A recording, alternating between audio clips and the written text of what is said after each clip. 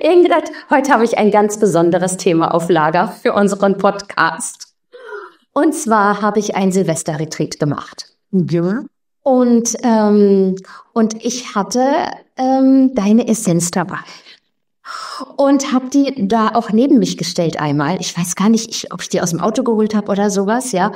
Und dann habe ich die genommen.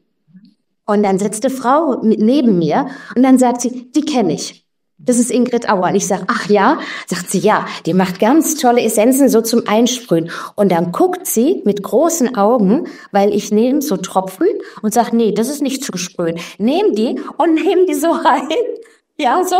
Und dann guckt sie mich wieder und sagt, na, mache ich aufs Zungenchakra, kannst du dir vorstellen. Aber ich finde, es wirkt noch mehr als das Einsprühen.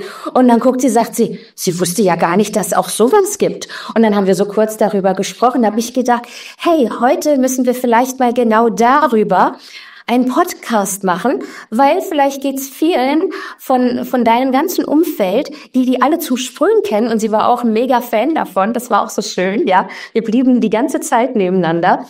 Und auch mal darüber zu sprechen, weil meine Erfahrung war tatsächlich, dass das noch intensiver war. Ich liebe das Einsprühen, dann duften die auch zum Teil sehr schön, ja. So, ich weiß, dass das nicht das Ausschlaggebende ist, aber das ist so was Schönes für die Sinne, ja. Die Energie wirkt auch ohne den Duft. Aber das zum Einnehmen empfand ich immer noch mal so wie ein extra Booster.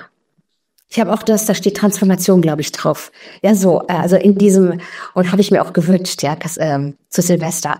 Ja, und jetzt bitte ich dich noch mal, weil die Frau ist ja auch nicht umsonst, saß sie neben mir, dass du vielleicht noch mal dazu sprichst und dass uns noch mal erklärst, warum nicht alle vielleicht die Essenz, die also fürs Zungenchakra oder zum Einnehmen, ich weiß gar nicht, ob man das so sagen darf, ich habe das einfach so gemacht. Und ja, dass du uns da noch mal ein bisschen aufklärst. Also ich kann das nur bestätigen. Ich selber empfinde die Engelessenzen, die Tropfessenzen auch intensiver als die Sprühessenzen. Warum? Weil sie in den Körper reingehen. Und die anderen sind in der Aura. Man könnte jetzt sagen, Engelenergie ist Engelenergie, aber die Engel haben sich dabei etwas gedacht. Das heißt, wenn jemand mit Engelenergien arbeiten möchte, ist der Einstieg oft eine Aura-Essenz, eine Engel-Aura-Essenz, die man sprüht. Chakren, Aura, morphogenetisches Feld ist sehr, sehr hilfreich, sehr unterstützend. Ich persönlich, wenn ich echt ein Problem habe oder wenn ich in mir etwas verändern möchte, wenn ich weiß, ich möchte eine Persönlichkeitsveränderung, jetzt nicht im Sinn von Delirium, sondern im Sinne von, da hänge ich irgendwo in meiner Persönlichkeitsentwicklung, ich möchte das in eine andere Richtung bringen, ja, ich möchte Blockaden auflösen, die mir einfach nicht gelingen, ich möchte Verhaltensmuster auflösen, oder es geht mir einfach schlecht, ja, seelisch, psychisch, energetisch, dann nehme ich immer eine Engel-Tropfessenz. Ich gebe sie genauso wie du aufs Zungenchakra oder in ein Wasserglas. Und du hast schon richtig gesagt, diese Engelessenzen kennt man kaum. Ich habe sie seit über 25 Jahren, aber ich habe sie immer ein bisschen in der Schublade gehabt, aufgrund dieser gesetzlichen Regelungen. Da gibt es so einen Dschungel, wo man sich nicht genau auskennt, mit Einnehmen, und deshalb steht auf den Etiketten von den Tropfessenzen zum Auftropfen auf die gesunde Haut oder zum Auftropfen auf Chakren. Ich darf nicht draufschreiben zum Einnehmen, weil da würde ich mit dem Pharmaziegesetz irgendwie Schwierigkeiten bekommen. Wow. Deshalb muss ich das alles ein bisschen verschleiert formulieren. Deshalb habe ich die Engelessenzen genau aus diesem Grund immer ein bisschen zurückgehalten, weil ich nicht wusste, wie gehe ich damit an die Öffentlichkeit. Und letztes Jahr hat mir mein Engel einen Schubs gegeben, hat gesagt, so, und jetzt wird's aber Zeit, dass du deine Engel-Tropfessenzen endlich einmal rauspackst und in die Welt rausbringst. Denn wir sind gerade in einer Zeit des großen Umbruchs, wo so viele Menschen orientierungslos sind, wo sie Angst haben, wo sie verunsichert sind. Das ist eine Gruppe. Eine andere Gruppe wiederum, die gehen ganz bewusst ihren spirituellen Transformationsprozess und wünschen sich dabei eine Unterstützung. Ich kann mich ja natürlich mit einem Engel verbinden, ich kann auch meditieren, aber ich persönlich habe die Erfahrung gemacht, es ist noch etwas anderes, wenn ich diese Engelenergie komprimiert in mich aufnehme. Und man muss dazu wissen, dass diese Engelessenzen in den Fläschchen permanent von der Engelwelt betreut werden. Das ist nicht so, wie wenn ich jetzt sage, okay, ich habe Alkohol mit 10% oder 12% oder 40 oder 80%, die sind unterschiedlich intensiv. Es ist immer die Engelenergie gleich im Fläschchen. Aber jedes Fläschchen wird immer von einem Engel oder einer Engelgruppe betreut, laufend, solange dieses Fläschchen existiert. Das heißt, habe ich jetzt eine Engelessenz zum Beispiel für Glauben und Vertrauen und du nimmst sie, dann wirkt sie bei dir so und so und so. Wenn du jetzt jemanden hast, der überhaupt kein Vertrauen hat, wirkt sie natürlich noch intensiver. Oder es wirkt auf eine andere Art und Weise, die diesen Menschen ermöglicht, wieder ins Vertrauen zu gehen. Das heißt, hinter jedem Essenzfläschchen steckt eine hohe, multidimensionale, multiintelligente Wesenheit. Wenn ich jetzt eine Blütenessenz habe, wirkt die Blüte.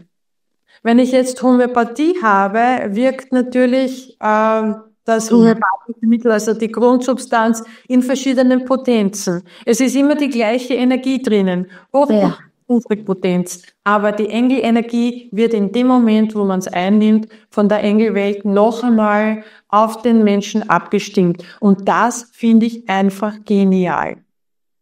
Ja, also wir können uns diese Dimension überhaupt nicht vorstellen. Wir denken ja immer, ein Wesen kann eine Sache zu einer Zeit betreuen. Und ich glaube, davon muss man sich ab der göttlichen Ebene spätestens verabschieden. Die können ganz vieles gleichzeitig an ganz vielen Stellen wie gleichzeitig sein, weil Zeit existiert ja da sowieso nicht, sondern nur, was energetisch gebraucht wird. Da gibt's ja auch nicht, dass es der Mensch und der, das so nehmen wir das hier war, sondern es passt sich alles an, dass es im Gesamtgefüge stimmig ist. Und zwar zu dem, was sich Menschen wünschen. Das ist ja schon wieder der freie Wille, oder? Verstehe ich das richtig? Also es wirkt im Gesamtgefüge, aber es wirkt dann noch trotzdem individuell.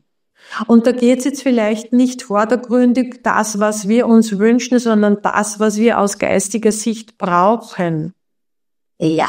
Weil ein Wunsch ist immer mit dem Ego verbunden. Ja. Und ich natürlich bin der Meinung, dass Ego nichts Schlechtes ist, sondern das Ego hält uns am Leben. Ein Mensch ohne Ego würde untergehen. Stell dir vor, ein kleines Kind, wenn man sagt immer, die Kinder sind so egoistisch. Die müssen egoistisch sein, weil sonst würden die nicht überleben, wenn die nicht schreien, wenn sie Hunger haben, ja. Ja. Also ist es nicht reiner Egoismus, aber das, was wir oft als Egoismus Überleben, ja. Das Ego hilft, dem Körper zu überleben. Das ist einfach die wichtige Funktion hier. Die Frage ist, wie man dann das Ego einsetzt. Setzt man es manipulativ ein oder destruktiv, dann ist es wieder was anderes. Oder selbstzerstörerisch, gibt's ja auch. Aber im Prinzip geht es darum, wir haben einen Wunsch und wenn das jetzt vielleicht ein Herzenswunsch ist, ein Seelenwunsch ist, dann unterstützt uns das Universum. Aber wenn wir jetzt sagen, wir wollen jetzt etwas lernen auf unserem Weg oder wir hängen irgendwo oder wir müssen Karma auflösen, also nicht karmische Muster, sondern reines Karma auflösen, ja, dann brauchen wir die spirituelle Ebene dazu. Und ich musste was erklären. Ich brauche noch eine Erklärung. Wenn du nicht karmische Muster sagst, sondern richtig Karma, was meinst du damit? Was ist denn da der Unterschied? Ja, das Karma sitzt an einer anderen Ebene als ein karmisches Muster. Karmisches Muster bedeutet, dass ich vielleicht immer wieder dieselben Verhaltensmuster an den Tag lege, dass ich immer wieder mich ausnutzen lasse, dass ich immer wieder zu gutmütig bin, dass ich immer wieder an den falschen Partner gerate, ja. Das läuft alles auf der energetischen, emotionalen Ebene ab. Das Karma sitzt aber ganz woanders, auf einer sehr viel höheren Ebene. Und ich kann mit traditionellen Rückführungen oder Karma-Methoden kann ich eben karmische Muster und Prägungen auflösen, also das, was das Karma in mir auslöst. Aber das Karma bleibt davon unberührt. Aber mit den Engelenergien, speziell mit Engel für Karma-Erlösung, komme ich direkt in die Karma-Ebene hinein und kann dort umwandeln. Oder ich habe eine Essenz, da geht es um die Akasha-Chronik. Es gibt verschiedene Methoden, mit der Akasha-Chronik zu arbeiten. Eine intuitive Methode, eine mediale Methode, eine meditative Methode. Aber die Akasha-Chronik, die sitzt in unserer multidimensionalen DNA, in der 8. Schichte. Wie will ich da hineinkommen? Wenn ich nicht ein Werkzeug habe, das genau für diese Ebene von der geistigen Welt uns zur Verfügung gestellt wird. Und darum geht's aber ratzfatz. Das heißt, ich kann in der Akasha-Chronik alte Sachen auflösen und umwandeln. Natürlich brauche ich eine Bereitschaft dazu. Natürlich brauche ich eine bestimmte spirituelle Vorarbeit, weil von 0 auf 100 verwendet so keiner, ja. Aber es gibt Methoden und Werkzeuge, vor allem eben auch die Essenzen, die in diese hohen Ebenen hineinkommen, weil man sonst dort nicht hineinkommt. Deshalb habe ich das im Zusammenhang mit Karma auch erwähnt. Ich weiß, das gefällt nicht jedem, das zu hören, weil manche Menschen glauben, sie können alles alleine oder sie haben alles gelernt, um das zu lösen. Das möchte ich jetzt gar nicht irgendwie bewerten. Ich kann nur sagen, was ich selber an Erfahrung gesammelt habe, was ich beobachtet habe in den letzten 25, 30 Jahren und vor allem, was ich von der geistigen Welt an Informationen dazu bekommen habe. Und das ist genau das, was ich dir jetzt erzählt habe. Das ist natürlich großartig. Das heißt, wenn ich beim Auflösen, also ich fange an, ein bestimmtes Muster aufzulösen und erkenne das immer tiefer, ja, so, und komme immer mehr an die Wurzel. Und wenn ich dann an der Wurzel hier so in diesem Leben bin, also eine Freundin hat mir gestern Abend erzählt, sie hat festgestellt, dass sie irgendwann beschlossen hat, ich muss das alles alleine schaffen. Jetzt hat sie sich die Hand gebrochen, ist 80, weißt du, und hasst es, dass sie angewiesen ist, dass ich ihr was bringe und die anderen und so, ne?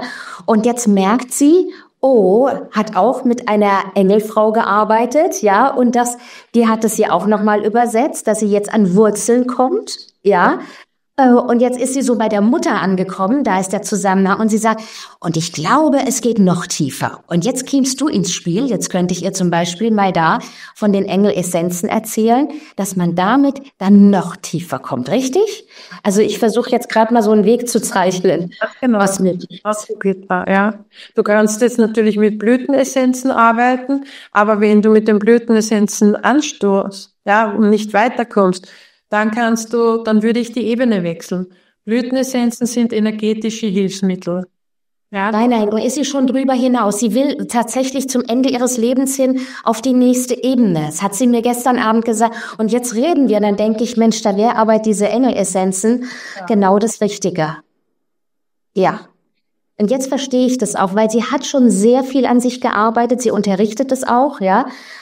Sie ist auch richtig weit und dann noch tiefer zu steigen. Also wenn man an so einen Punkt kommt, wo man sagt, hey, ich weiß nicht, wie Leben geht, wenn ich nicht im Überlebensmodus bin, aber jetzt bin ich bereit. Weißt du, so.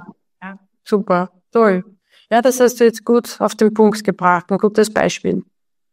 Ja, ich bin jetzt freue ich mich richtig, ihr das vorzuschlagen, damit zu arbeiten. Ja, aber es geht auf jeden Fall noch mal viel tiefer. Es ist noch mal eine bewusste Entscheidung. Und die meisten Menschen, die dich ja umgeben, sind ja schon dabei, an sich tief zu arbeiten. Selbst einige meiner Klienten arbeiten mit deinen Essenzen. Es war dann schön, die in dem Call dann zu sehen, wenn es um Videos geht. Und dann sieht man deine Essenzen dahinter. So schön. Und damit noch mal richtig in der Tiefe aufzuräumen, ich glaube, könnte man sagen, man spart sich auch einiges in den kommenden Leben und in diesem Leben, weil man einfach tiefer aufräumt. Ne? Es ist so. Ja. Ich sage immer, alles, was du jetzt erledigen kannst, brauchst du im nächsten Leben nicht mehr machen. Ja, und man sagt auch immer wieder, und ich komme, je älter ich werde, auch dahin, dass diese Inkarnation im Körper auch ein ganz großes Geschenk ist. Wir haben hier, glaube ich, mehr Chakren, ist das so, als die Engel? Die haben immer nur Teilchakren, habe ich jetzt noch mal gehört. Die haben wieder keine Chakren. Nein, Ah, okay. Engel braucht kein Chakra. Ah, okay. Ich hab das gehört in so einem Weisheitsvortrag. Da hieß es, also, dass bei uns das Besondere ist, dass bei uns ganz viel an Chakren, so hat er es zumindest erklärt. Und auch interessant, ne, wie unterschiedlich das immer wahrgenommen wird. Und dass es auch was ganz Besonderes ist, was wir hier erlösen können, geht tief und weit. Also auch ein Geschenk. Genau. Es kommt immer auf die Betrachtungsweise an. Ja. Manche finden Leben furchtbar oder als Strafe. Ja. Manche finden es als wunderschöne Reise, als Erfahrung, die eine Seele machen darf. Ja. Ich denke ja auch, wir sind nicht umsonst hier, eben weil wir noch etwas zu lernen haben, zu erfüllen haben, zu erfahren haben, uns weiterentwickeln wollen, als Seelenaspekt, der halt einen physischen Körper angenommen hat, ja. Ja. Ja, und die Essenzen können uns helfen, dass das Leben noch leichter, noch schöner, dass wir es noch mehr genießen können, weil letztlich geht es darum, wenn wir es nicht genießen können und wir haben alle schon die Erfahrung gemacht, wir haben was aufgelöst und es wurde wieder leichter und wie leicht es werden darf, egal wie es außen herum aussieht, wir entscheiden, ob es Hölle oder Himmel ist, ne? Man muss trotzdem aufpassen, dass man nicht glaubt, die Engel sind jetzt oder die Engelessenzen machen jetzt alles weg, was uns lästig ist oder stört. Es geht natürlich immer um unser Bewusstsein, um unsere Eigenverantwortung, unsere Selbstverantwortung, aber in Kombination mit Engelenergien, die wir konzentriert in uns aufnehmen, fällt uns natürlich dann alles viel leichter. Ja, das habe ich auch bei dir so verstanden. Ich glaube, das muss man immer, vertrittst du, dass die Engel nur in dem Maße mitarbeiten, wie wir als Mensch mit unserem Willen uns auch entscheiden, etwas wirklich zu wollen. Und es reicht nicht, ein Lippenbekenntnis zu machen, sondern es muss aus tiefster Seele kommen.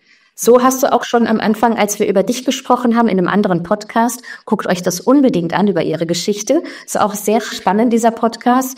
Da hast du das auch so beschrieben, dass es immer um die eigene Mitwirkung geht. Selbst bei dir ging es darum, als die Botschaften der Engel in die Welt getragen werden sollten, geht es immer um kleine Mitwirkung. Auch so, wenn wir was auflösen, wir müssen daran mitwirken. Und dann wirken die Essenzen noch tiefer und weiter. Es ist ein Zusammenspiel und nicht irgendwie, es wäre so schön, ne? Wie war es, die rote und die blaue Pille? Wahrheit oder nicht mehr Wahrheit oder irgendwie ein nettes Leben? Ja, genau.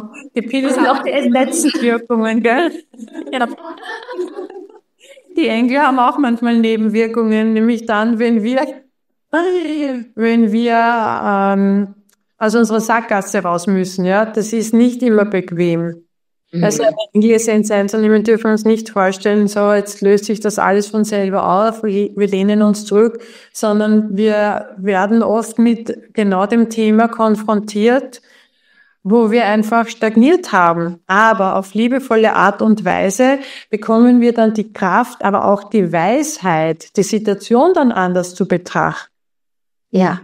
Und ich habe in meinem letzten Kurs, den ich online gegeben habe, wieder vielfach gehört, dass ich mit Hilfe der Engelessenzen Situationen aufgelöst haben, die 20, 30, 40 Jahre völlig verfahren waren und dann innerhalb weniger Tage sich gelöst haben. Ja, also das ist phänomenal, oder? Ja? Es ist phänomenal. Genau, ja. Wenn es über einen so langen Zeitraum geht und dann aufgelöst wird, dann sind es ja auch wirklich diese ganz tief sitzenden Sachen, wo du gesagt hast, hier ist in die Essenzen und auch an der Karma-Ebene zu arbeiten, ne, so, das ist, dann geht's ans Eingemachte. Aber wenn wir was mitbringen, was so leidvoll ist, dann haben wir auch den Antrieb, Also zumindest die Menschen, die in deinem Umfeld sind, sage ich jetzt mal, ne? Nicht alle Menschen. Ja, manche scheinen zu zerbrechen oder manche zerbrechen auch daran.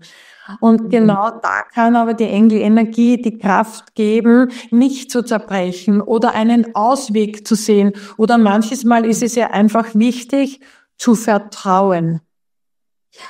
Da gibt eine Engelessenz Glauben und Vertrauen. Ja, das ist eine ganz, ganz wichtige, weil wenn ich jemanden die Hoffnung nehme oder wenn ich jemanden sage, vergiss es und das muss alles mit dem Kopf abgehandelt werden und es gibt keine Engel oder sonst irgendwas, es gibt keine Seele, es gibt kein Leben nach dem Leben, dann kann ich jemanden ja wirklich in den Abgrund stürzen.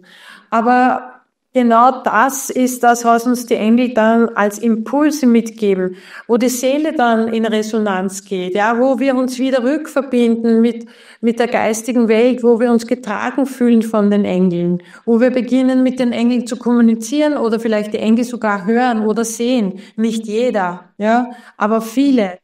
Und darum geht es. Es ist eigentlich Hilfe zur Selbsthilfe. Und das haben sie mir ganz am Anfang gesagt, als die Symbole und die Essenzen zur Welt kamen.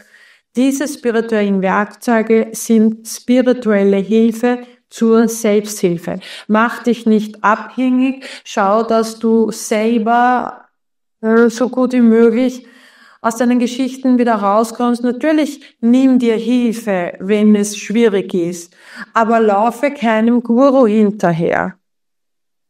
Das ist ganz wichtig. Ja, schau, dass du wertfrei betrachtest, dass du dich auch nicht von irgendwelchen Engel-Experten abhängig machst, sondern gehe deinen Weg und verbinde dich bewusst mit deinen Engeln, mit deinen Schutzengeln oder mit den Helferengeln. Das sind ja die Spezialisten dann, zu denen es dann die Engelenergie in Fläschchen gibt, ja, oder zu den Erzengeln. Also das sind die Gruppen, mit denen ich am häufigsten arbeite. Ich meine, es war jetzt so ein schönes Schlusswort. Ich glaube, jetzt ist man noch mehr, also ich zumindest fühle mich noch mehr hingezogen, denke, oh, ich muss gleich wieder was machen und die nutzen und nochmal nachlesen.